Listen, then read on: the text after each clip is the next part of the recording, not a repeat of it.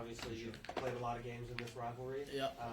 But your last time going over there, I mean, is it sort of, can you introspect a little bit on all the events you've been part of? I mean, you've seen a lot of history in this rivalry.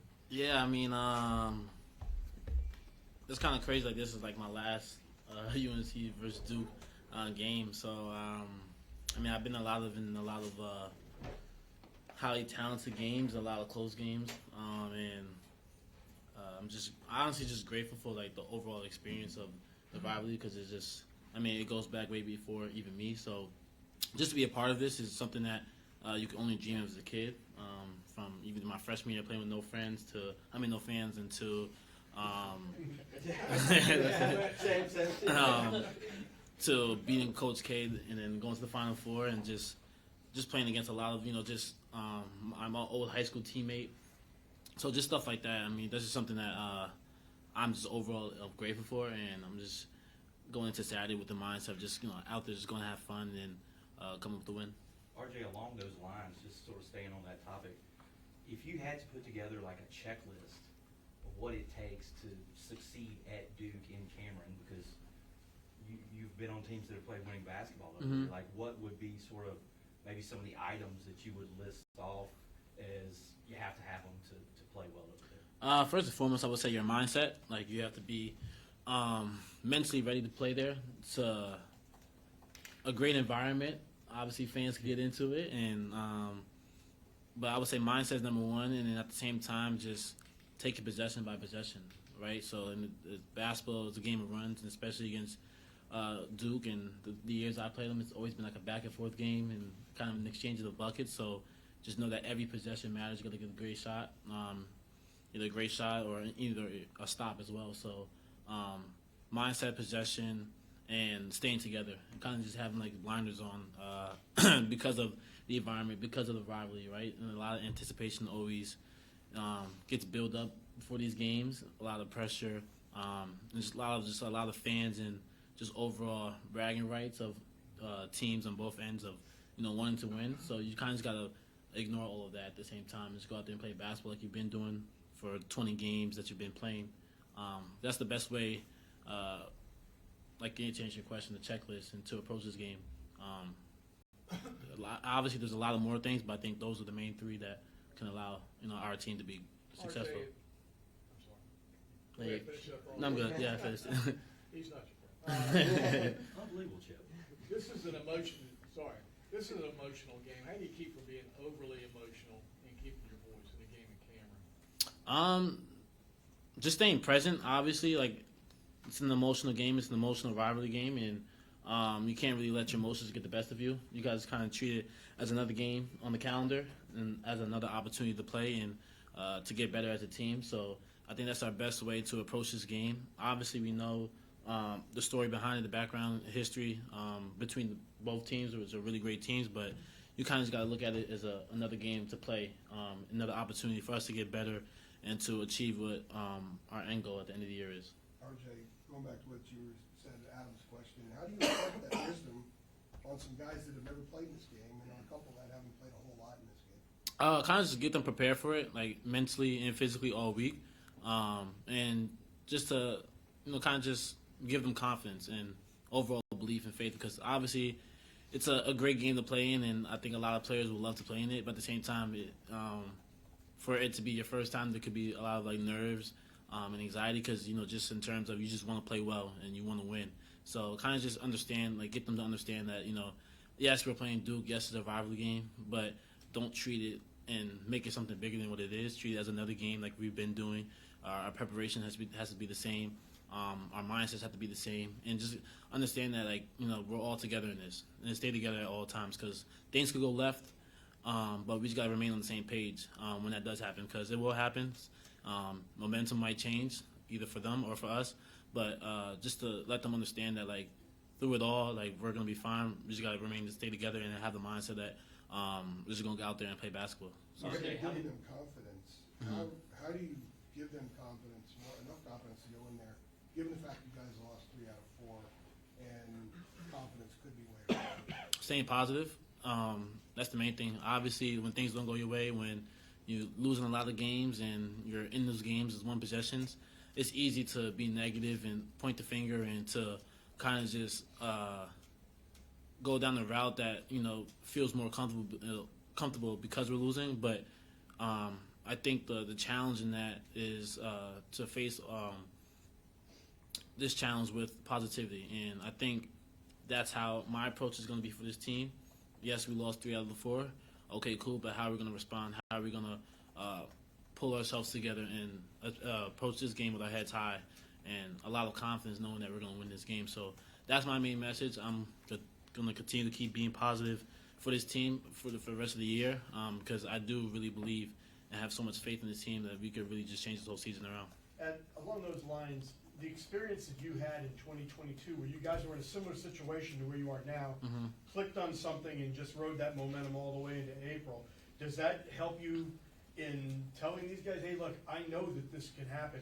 We've done this before, and how much would a win over there at Cameron kind of maybe be a springboard to something like that? Yeah, I mean, I think 2022, the year that we put together like a phenomenal run, and we went to Cameron with that whole week building up to it, it was like, we're going to win this game. And we knew within the locker room like what we had, and I think going into that game in 2022, our backs were against the wall. People didn't really believe in us, but we believed in ourselves, and that's what got us over the hump. That's what allowed us to make that run, and that's the same way how I feel about this team right now. Like, I feel like people are counting us out. People are not really believing in us. Like, we're having a hard time finishing our game strong, but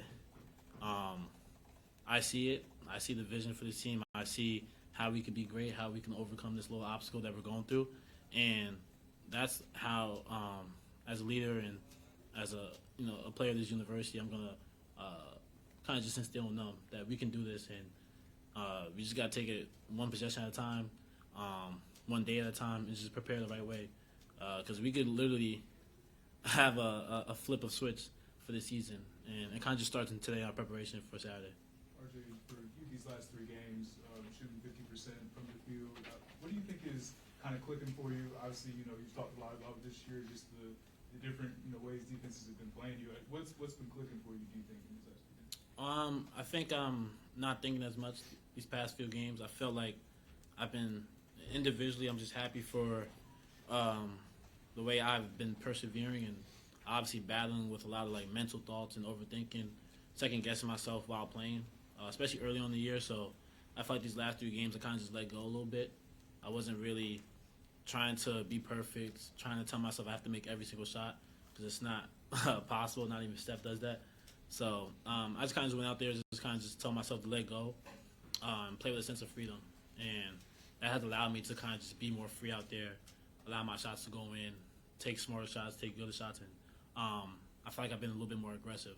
So I felt like I'm coming along again, finding myself and being more confident. Is that something you've talked with Huber about, just maybe taking some of that pressure off of yourself and just, like you said, playing free and just not thinking as much? Yeah, I mean, I definitely speak to the HD a lot about it.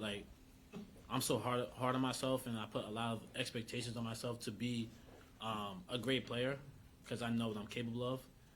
And just the amount of work I put in through, just 4 years of being here and just seeing how each year paid off and how each year I improved, I think I kind of just put a little bit too much pressure and too much, baggage weight on my back that I wasn't really playing the way I know I could, especially early on in the year. So I'm playing with a lot of weight on my shoulders rather than just going out there and hoop and just do what I love to do and have fun. So obviously it's a lot that I put on myself because I just know how good I can really be.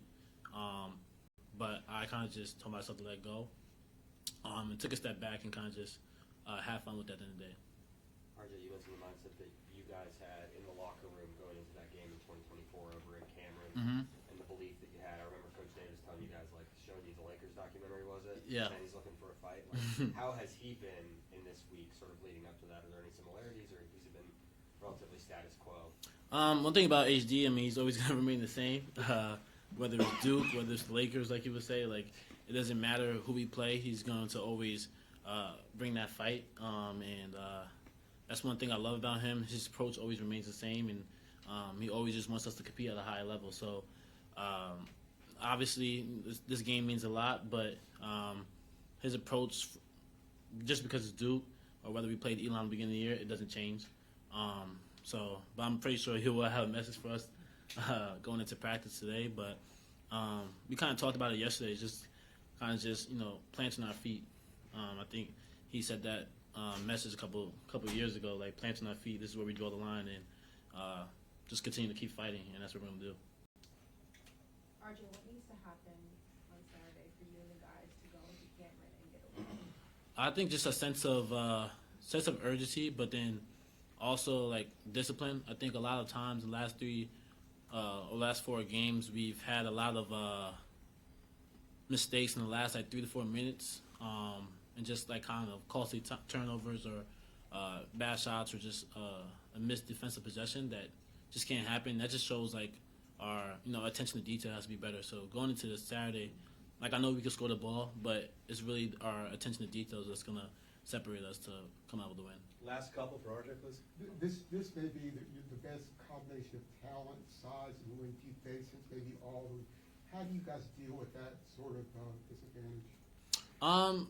Just relying on our strengths. We're athletic, we're quick, we can play in the open floor, and we're really good on defense when we're talking. We're all bought in, and I think that's shown throughout the games that we played well and put together a lot of great defensive possessions together. So we're gonna have to do that on a consistent basis going into Saturday, because I know we're capable of doing it. We have the talent from the starting guard all the way to the starting big, even the bench players. So we're just going to rely on our strengths a lot this weekend, and just go with a sense of just trusting each other. Last one.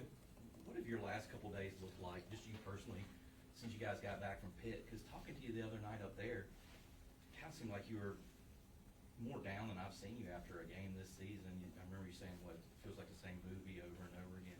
Like, if you changed anything up the last couple days since you guys got back, just personally, or just what have you sort of done? Yeah, I mean, it was frustrating because it was like another game like we should have won. We're up 1, I think like with 40 left or something like that.